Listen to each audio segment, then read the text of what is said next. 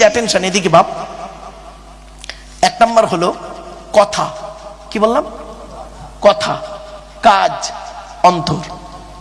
কথা, কাজ, অন্তর, তিনটে এক যখনই হবে, যে টাইমে যে সময় হবে, সেই সময়ের ইবাদত আল্লাহ কবুল করে নেবে। জোরে বলুন। একটা উদাহরণ দেবো, বলুন। এই দেখেন, আপনি মসজিদে ঢুকেছেন নামাজ পড়তে, নিয়ত বেঁধেছেন, বেঁধে সূরা কেরাত পড়ছেন, কথা। নিয়ত বাঁধলেন, রুকু করছেন, সাজদা করছেন, কাজ। তাহলে কথা কাজ দুটো মিললো তো? অন্তরটা বাদুড়িয়ায় পড়ে আছে, বুঝতে পারছেন না? মনটা বাদুড়িয়ায় পড়ে আছে। এসআইআর এর ফর্মে নাম এসছে, হিয়ারিং এ নাম এসছে, ওইটা নিয়ে টেনশনে আছে। নামাজ পড়ছে, বডি মসজিদে, মন পড়ে আছে ওইদিকে। হবে না। কথা, কাজ, অন্তর, তিনটে যখনই এক হবে, যে সময় এক হবে, তখনই আল্লাহ ইবাদত কবুল করবে। জোরে বলুন। এই জন্য সবসময় ভালো কাজ করার দিকে থাকবেন। কথা, কাজ, অন্তর যখন ভালো কাজের দিকে থাকবে, যখনই থাকবে তখনই কবুল হয়ে যাবে, সে যেই শ্রেণীর মানুষ হোক। কি দাড়িওয়ালা, কি টুপিওয়ালা, আপনাদের ধারণা হয় মাওলানা মলি সাহেবরা ওরাই মনে হয় আল্লাহর খুব প্রিয়? না গো বাপ, আপনি কি ভাবছেন? দাঁড়ান, মেরাজের হাদিস একটা আনছি, একটু পরেই আসছে, দাঁড়ান। আজকের মেরাজের রাত, আপনি কি জানেন কালকে সবে মেরাজ? 621 খ্রিস্টাব্দে রজব মাসের 27 তারিখে আল্লাহ নবী আল্লাহর সঙ্গে দিদার করেছিলেন, সবে মেরাজ বলে। হ্যাঁ, এই রাতে এসেছিল নামাজ, এই রাতে এসেছিল রোজা। এই যে 5 ওয়াক্ত নামাজ রমজান মাসে রোজা করেন, এই রাতে এসেছিল। আজ সবে মেরাজের রাত, আপনি খেয়াল করেছেন? আবার জুম্মার রাত, কত গুরুত্বপূর্ণ রাতে আপনারা জলসা দিচ্ছেন, এখনো বুঝতে পারেননি। এত বড় ইবাদতের রাত আজকে আপনি ভাবতে পারেননি। আমার বাপেরা, একটু ধৈর্যের পরিচয় দিন বাপ। চলেন, এবার আসছি 4 নাম্বার। জিকির মানে কি জানেন? নামাজ। কি বললাম? জিকির মানে নামাজ। দলিল কোরআনে আল্লাহ বলছেন, ইয়া আইয়ুহাল্লাযীনা আমানু ইযা নুদিয়া লিস-সালাতি মিন ইয়াউমিল জুমুআতি ফাসআউ ইলা যিকরিল্লাহি ওয়া যারুল বাই'a যালিকুম খায়রুল লাকুম ইন কুনতুম তা'লামুন। 28 নম্বর পারা 13 নম্বর পৃষ্ঠা 6 নম্বর লাইন, সূরার নাম সূরা জুমার 9 নম্বর আয়াত। হে ঈমানদার বান্দাগণ, জুমার দিনে যখন তোমাকে আহ্বান করা হবে, ফাসআউ ইলা যিকরিল্লাহ, ছুটে চলে এসো আল্লাহর জিকিরের দিকে। তার মানে ছুটে চলে এসো নামাজের দিকে। এখানে জিকির মানে লা ইলাহা ইল্লাল্লাহ বলা নয় বাবা, জিকির মানে নামাজ।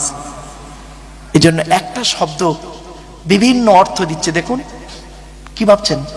আবার জিকির মানে গবেষণা করা, জিকির মানে আইন কানুন, অ্যাকর্ডিং টু ইসলামিক ল। কোরআনের দলিল সব আছে কোরআনে, কি নেই কোরআনে আমরা আপনাদেরকে বলতে পারিনি, এই জন্য প্রবলেমে পড়েছি। চলো, আচ্ছা বাপেরা, টেনে টেনে বলছি না বলে অসুবিধা হচ্ছে আপনাদের?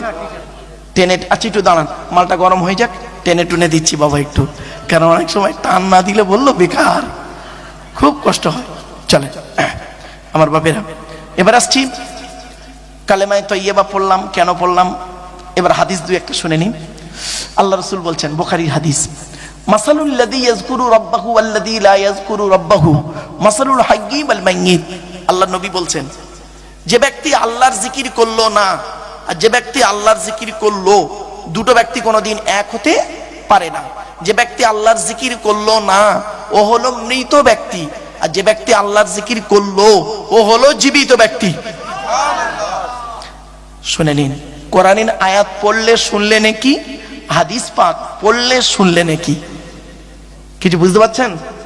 চলুন আরেকটা হাদিস। আল্লাহ রাসূল বলছেন, লা ইয়াজালু লিসানুকা রাতাবাম মিন যিকরিল্লাহ। আল্লাহ রাসূল বলছে, তোমাদের জবানটা যেন সর্বদা আল্লাহ আল্লাহর জিকিরে সিক্ত থাকে। আরেকটা হাদিস, আকসিরু যিকরাল্লাহি হাত্তা ইয়াকুলু মাজনুন। তোমরা এত অধিক পরিমাণ আল্লাহকে স্মরণ করো যেন লোকে তোমাকে পাগল বলে মনে করে। আরেকটা হাদিস দিচ্ছি, শুনে নিন। আচ্ছা বাপেরা, আপনারা যে জায়গাটায় বসেছেন, এই জায়গার গুরুত্বটা একটু বলবো কি বলুন? চলুন, জায়গাটা কিন্তু ফালতু জায়গা নয়, দেখে নিন। আল্লাহর নবী একদিন রাস্তা দিয়ে যাচ্ছেন, আল্লাহ রাসূল রাস্তা দিয়ে যাচ্ছেন, কিছু সাহাবী রাস্তার ধারে বসে আছেন, কিছু সাহাবী। তো নবীজি বললেন, তোমরা বসে বসে কি করছো গো? সাহাবীরা বললেন, ইয়া রাসূলুল্লাহ, আমরা এখানে বসে বসে আল্লাহ এবং নবীর আলোচনা করছি। নবীজি শুনে খুশি হলেন, হয়ে কি বললেন জানেন? শুনে নিন, হাদিসটা শুনুন। ইজা মারারতুম বিরিয়াজুল জান্নাহ ফারতাউ ক্বালু মা রিয়াজুল জান্নাহ ক্বালা হিলাকুজ যিকির। এর বাংলা মানেটা কি? আল্লাহ রাসূল বলছেন, তোমরা যখন জান্নাতের মধ্যে প্রবেশ করবে, জান্নাতের ফলমূলগুলো ভালো করে ভোগ করিও। সাহাবীরা সঙ্গে সঙ্গে বললেন, হে নবী, দুনিয়াতে আবার জান্নাত কোথায়? ক্বালু, তারা বললেন, মা রিয়াজুল জান্নাহ, দুনিয়াতে আবার জান্নাত কোথায়? নবী বললেন, ক্বালা, ক্বালার সাবজেক্ট বা ফাইল হলো নবী, ক্বালা হিলাকুজ যিকির, যেখানে আল্লাহ এবং রসুলের আলোচনা করা হয় তৎক্ষণাৎ ওই জায়গাটা হলো রিয়াজুল জান্নাত। তাহলে জায়গাটা বেকার নয়। প্রত্যেকটা আমি প্রমাণ দিয়ে দিয়ে বলছি, বাপ আমার একটু ধৈর্যের পরিচয় দিন। চলো এবার লাস্ট হাদিস জিকিরের। আচ্ছা বাপেরা, আমার সামনে একটা মাইক্রোফোন আছে না বাবা? আচ্ছা, এটা যদি এখনই খারাপ হয়ে যায়, এই ডিপার্টমেন্টের লোক এসে সারাবে, আমি কিন্তু জানি না। এখন আল্লাহ রসুল কি বলছেন শুনুন। আল্লাহ নবী বলছেন, পৃথিবীর প্রত্যেকটা বস্তু খারাপ হয়ে গেলে, যন্ত্র খারাপ হয়ে গেলে তার সারাবার একটা রাস্তা আছে। মানুষের অন্তর যখন খারাপ হয়ে যায়, মানুষের অন্তর কিভাবে খারাপ হয়? সুদ, ঘুষ, ব্যভিচার, নারী নির্যাতন, চুরি, ডাকাতি, রাহাজানি, মিথ্যাবাদী, মুনাফিকি, চিটিংবাজি, গিল্লা, গীবত, গিয়ে গিয়ে অন্তরটা না ময়লা হয়ে যায়। মানুষের অন্তর যখন ময়লা হয়ে যায়, তখন সারাবার রাস্তা কি? দেহ যদি ময়লা হয় সাবান দিয়ে পরিষ্কার করেন, কাপড় যদি ময়লা হয় সাবান দিয়ে পরিষ্কার করেন, অন্তর যদি ময়লা হয়, আল্লাহর নবী কি বলছে শুনুন, লিকুল্লি শাইইন সিকালাতুন ওয়া সিকালাতুল কুলুবি যিকরিল্লাহ। আল্লাহ নবী বললেন, পৃথিবীর প্রত্যেকটা বস্তু খারাপ হয়ে গেলে সারাবার একটা রাস্তা আছে। মানুষের অন্তর যখন খারাপ হয়ে যায়, একমাত্র আল্লাহর জিকির, আল্লাহর স্মরণ, আল্লাহর ভয় মানুষের অন্তরকে পরিষ্কার করে দেয়। আপনি কি ভাবলেন? আল্লাহ রাসূল বললেন, আলা ইন্না ফিল জাসাদি মুদগাতান ইদা সলুহাত সলুহাল জাসাদু কুল্লুহু ওয়া ইদা ফাসাদাত ফাসাদাল জাসাদু কুল্লুহু আলা ওয়াহিয়াল কলব। আল্লাহ রাসূল বললেন, মনে রাখো, মানব দেহের মধ্যে একটা মাংসপিণ্ড আছে। ওই মাংসপিণ্ড যখন ভালো থাকে, সারা শরীরটা তখন ভালো থাকে। আর ওই মাংসপিণ্ড যখন খারাপ হয়ে যায়, সারা শরীরটা তখন জঘন্য হয়ে যায়। ওই মাংসপিণ্ডটার নাম হলো আলা ওয়াহিয়াল কলব, অন্তর। এজন্য বাপ, অন্তরটা পরিষ্কার করুন, অন্তরটা পরিষ্কার করুন। অন্তরে জিলিপির পেঁচ রেখে বাইরে আপনি ধর্ম করবেন, কিছুই হবে না। অন্তরটা পরিষ্কার করুন। এই জন্য বুখারীর প্রথম হাদিস ছিল, ইন্নামাল আমালু বিন্নিয়াত। আমার সঙ্গে একটু বলবেন, সেটা আমার সঙ্গে একটু বলুন। আমি বলছি, আপনারা বলুন, সুবহানাল্লাহি ওয়া বিহামদিহি সুবহানাল্লাহিল আযীম। এটি হলো বুখারী শরীফের শেষ হাদিস। তাহলে প্রথম হাদিস বুখারীর ইন্নামাল আমালু বিন্নিয়াত, আর শেষ হাদিস হলো কি? সুবহানাল্লাহি ওয়া বিহামদিহি সুবহানাল্লাহিল আযীম। বুখারীর শেষ হাদিস। তো যাই হোক আমার বাপেরা, আজকের আলোচনার বিষয়বস্তু সম্পর্কে আপনাদেরকে নিয়ে যাব। প্রথমে কিছু প্রাথমিক কিছু কথাবার্তা বলতে গিয়ে বেশ অনেকটা সময় করে ফেললাম। চলুন একবার উচ্চ আওয়াজে আন্তরিকতা নিয়ে দরুদ শরীফ, আল্লাহুম্মা সাল্লি আলা, ঠান্ডা লাগছে,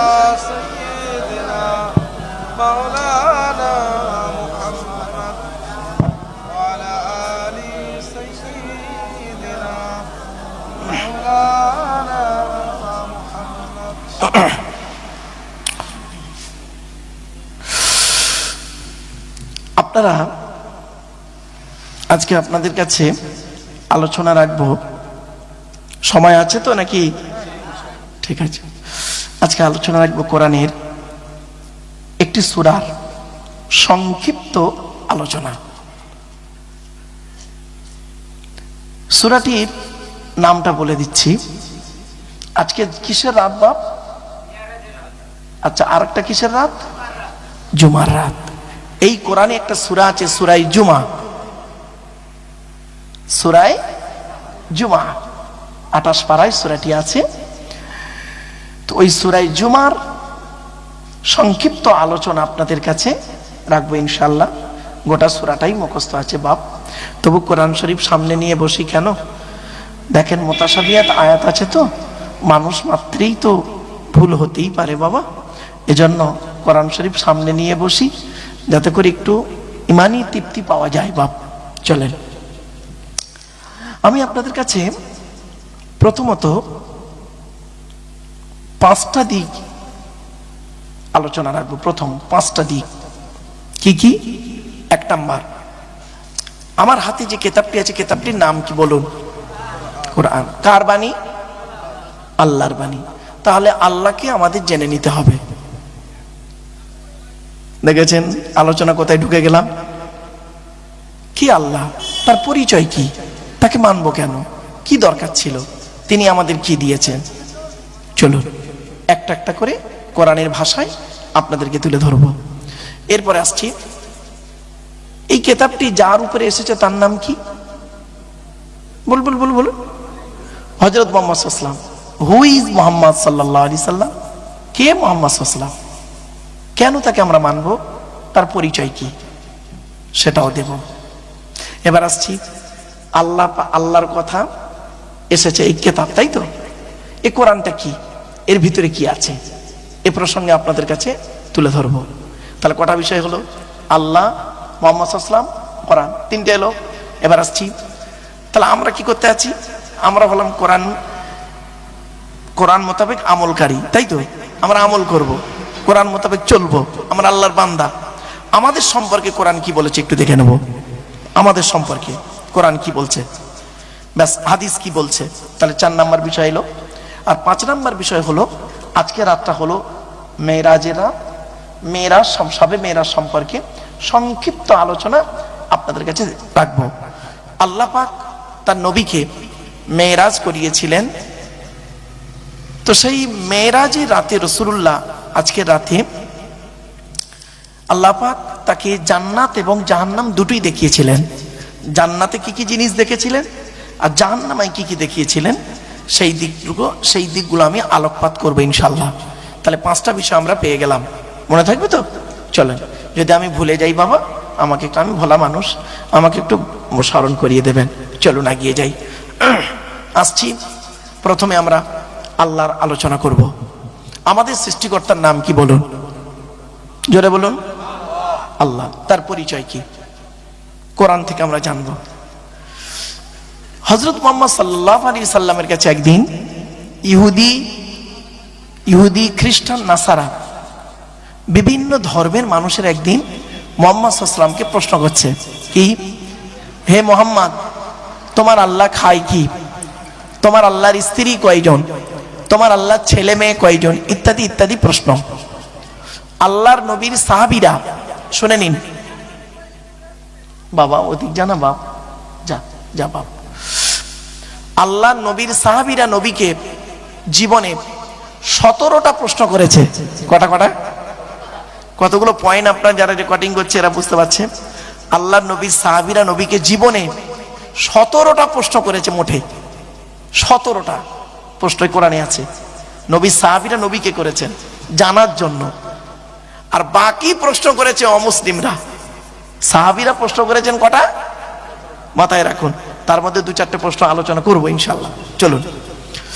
তো এবারে যখন নবীকে বলা হলো যে তোমার আল্লাহ খায় কি, তোমার আল্লাহর স্ত্রী কয়জন, তোমার আল্লাহর ছেলে মেয়ে কয়জন, ইত্যাদি ইত্যাদি প্রশ্ন, নবীজি চুপ করে আছেন। আমার নবী ছিলেন অত্যন্ত ভদ্র মানুষ, সাদামাটা মানুষ, অত্যন্ত ভদ্র মানুষ, কথা কম বলতেন আর সবসময় চুপ থাকাতে ভালোবাসতেন নবীজি।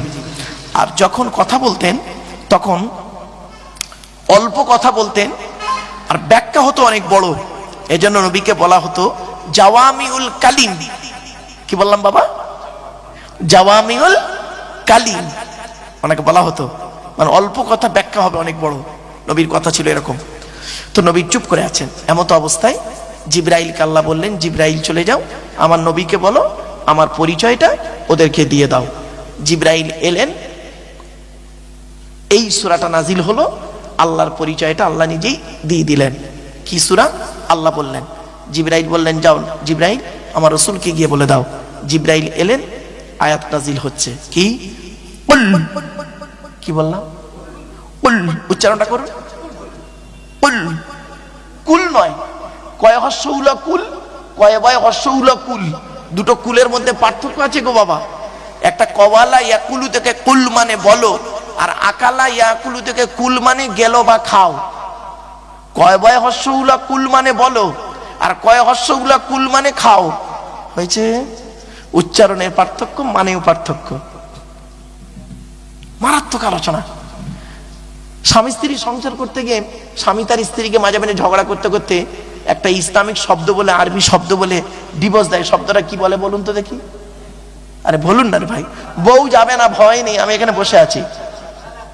ও বাবা, তালাক নয়, শব্দটা হবে তলাক। ওর আরবি উচ্চারণ কি জানেন? তোয়েল আমারিফ কফ। বাংলা উচ্চারণ কি? তয় বয় লয়াকার ক। তলাক মানে পৃথক দেওয়া, ছেড়ে দেওয়া, ডিভোর্স দেওয়া। আর তেল আমালিফ কফ, তয়াকার লয়াকার ক। তালাক মানে জুড়ে যাওয়া, মিলিত হওয়া, একত্রিত হওয়া, জমা হওয়া। দেখেছেন? পুরো উল্টো। এই কোরআনে আছে তলাক শব্দটা বহু জায়গায়, তালাক শব্দটা কোরআনের এক জায়গায় আছে মাত্র। টোটাল কোরআনের এক জায়গায় আছে তালাক শব্দ, বাকি সব জায়গায় আছে তলাক শব্দ। জানেন বাবা কি বলবো? এজন্য আপনাদেরকে আমি অনুরোধ করে বলছি, বাপ, অনুরোধ করে আপনাদেরকে বলছি, এগুলো খেয়াল রাখবেন। এই টোটাল কোরআনের মধ্যে আছে তলাক শব্দ আছে মাত্র সব জায়গায়, আর তালাক শব্দ এক জায়গায় আছে সূরা মুমিনের 15 নম্বর আয়াত। হুজুর দেখুন তো, তেল আমালিফ কফ, তাই না? এখানে তো এই নেই, এই একটাই আছে টোটাল কোরআনের মধ্যে। আমার বাপেরা, এই জন্য উচ্চারণের পার্থক্য, মানব পার্থক্য, উচ্চারণটা ঠিক রাখুন। তাই আল্লাহ বললেন জিবরাইলকে, নবী বলো, নবী তুমি বলো। নবী বললে চুপ করে আছে। হুয়াল্লাহু আহাদ, নবী তুমি বলো সে আল্লাহ হলেন একক। চুপ একদম। তারপরে আল্লাহুস সামাদ, নবী তুমি বলো আল্লাহ অমুখপেক্ষী, আল্লাহ কারোর মুখপেক্ষী নন, সারা পৃথিবী তার মুখপেক্ষী। ঠিক না ঠিক? 3 নাম্বার, ওরা যে বলছে আল্লাহর স্ত্রী কয়জন, ছেলে মেয়ে কয়জন, নবী তুমি বলো লাম ইয়ালিদ ওয়া লাম ইউলাদ, আল্লাহ কাউকে জন্ম দেয়নি, আল্লাহ কাউকেও জন্ম দেয়নি। জোরে বলুন সুবহানাল্লাহ। ওরা আবার প্রশ্ন করছে না নবী যে আল্লাহর সমকক্ষ কে আছে, সমতুল্য? আল্লাহ বলছেন নবী বলো ওয়া লাম ইয়াকুল লাহু কুফুয়ান আহাদ, আল্লাহর সমকক্ষ কেহই নেই। এই 4টে বাক্য হলো আল্লাহর পরিচয়। এই টোটাল কোরআনে হলো এই 4টে বাক্য আল্লাহর পরিচয়, এই টোটাল কোরআনে। আচ্ছা, আমি যে সূরাটা পড়লাম আপনাদের অনেকের মুখস্থ নেই, বলুন না, বলুন তা আমি পড়লাম কেন? 4টে কারণে পড়লাম। 1 নাম্বার, এই সূরাটি যে আল্লাহর পরিচয় সেটা জানিয়ে দিলাম। 2 নাম্বার পয়েন্ট, এই সূরাটি আরবি ভাষায় বাংলায় অর্থ করে বলে দিলাম। 3 নাম্বার, এই সূরাটির মধ্যে 4টে ধর্ম বেরিয়েছে, ইসলাম, ইহুদি, খ্রিস্টান আর মুশরিক, 4টে ধর্ম বেরিয়েছে। কোথায় আছেন আপনি? 4 নাম্বার পয়েন্ট, আল্লাহর নবী বলেন কোন ব্যক্তি যদি কুল হুয়াল্লাহ সূরা 3 বার পাঠ করে, কবার 3 বার যদি কুল হুয়াল্লাহ সূরা পাঠ করে, ওই ব্যক্তির আমলনামায় 1 খতম কোরআন শরীফ পড়ার সওয়াব আল্লাহ লিখে দেবে। রাতের বেলা বাড়ি যাবেন, বাড়িতে গিয়ে ওযু করে ঘুমানোর আগে 3 বার কুল হুয়াল্লাহ সূরা পড়বেন, 1 বার সূরা ফাতিহা পড়বেন, আর কুল আউযু বিরাব্বিল ফালাক আর নাস পড়বেন। দরুদ শরীফ কয়েকবার পড়ে নিজের গায়ে, স্ত্রীর গায়ে, ছেলে মেয়ের গায়ে, নাতি নাতনির গায়ে ফুঁক দেবেন। জেন ভূত পরি জাদু বান্টনা কিছুই লাগবে না। আপনি তো তা করবেন না, আপনি এর বদলে তাবিজ করবেন, তাই তো? হুজুর আমার ছেলের অবস্থা খারাপ, আপনি তাবিজ করে দেন।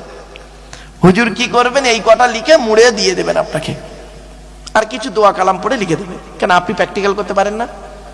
আপনার তো নাতি, আমি আব্দুল্লাহিল মারুফ, আমার কাছে আপনার বাচ্চাটাকে নিয়ে আসছেন ফুঁক দিতে। আমার ফুঁকটা বেশি গুরুত্ব না আপনার জন্ম দেওয়া ছেলে, আপনার জন্ম দেওয়া নাতি, ছেলের ছেলে, আপনার ছেলের ঘরের ছেলে, আপনি দাদু, 60 বছর বয়স হয়ে গেল, আপনি, আপনার ফুঁকটা বেশি গুরুত্ব? বলুন দেখি। তাহলে আপনি কেন করেন না? আমলটা আপনি নিজে করুন। ইসলাম প্র্যাকটিক্যাল করা শেখায়। ছোট্ট একটা উদাহরণ দিচ্ছি, রাগ করবেন না কেউ। রাস্তার ধারে না একটা বিরিয়ানির দোকান আছে, লাল কাপড় জন্য একটা হাঁড়ি বসানো আছে, লেখা আছে হাজি বিরিয়ানি। যখন দোকানের সামনে গেছেন, সুন্দর সেন্ট নাকে আসছে। আচ্ছা, এই সুন্দর সেন্টটা নাকে আসা, এটা বেশি আনন্দ না হোটেলের ভিতরে ঢুকে এক প্লেট বিরিয়ানি কিনে খাওয়াটা আনন্দ? বলুন বলুন বলুন বলুন বলুন। সেন্টটা আনন্দ না? বুঝলাম।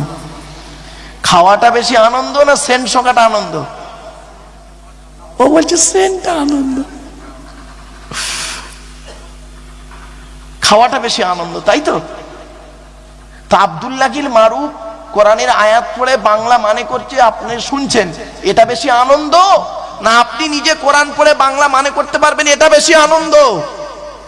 বাড়ি থেকে ভাববেন, বাড়ি থেকে ভাববেন।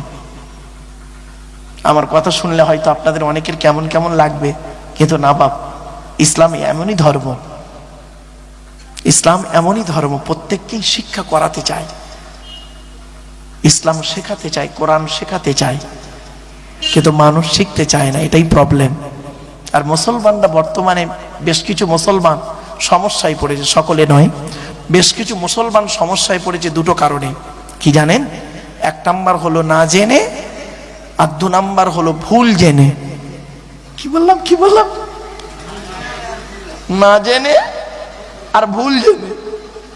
না জেনে তো মরেছে, আর ভুল জেনে আরো বিপদে পড়েছে। আসুন একটা একটা করে বলি, বাড়ি থেকে ভাববেন। একটা ছোট্ট কথা বলে দিই, প্রিয়জন আর প্রয়োজন। কি বললাম বাবা একটু বলেন?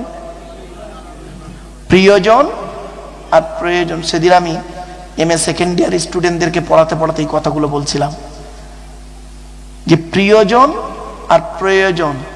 তা বলছি স্যার এ তো মারাত্মক শব্দ, আপনি আল্লাহর প্রিয়জন হন, প্রয়োজন হবেন না।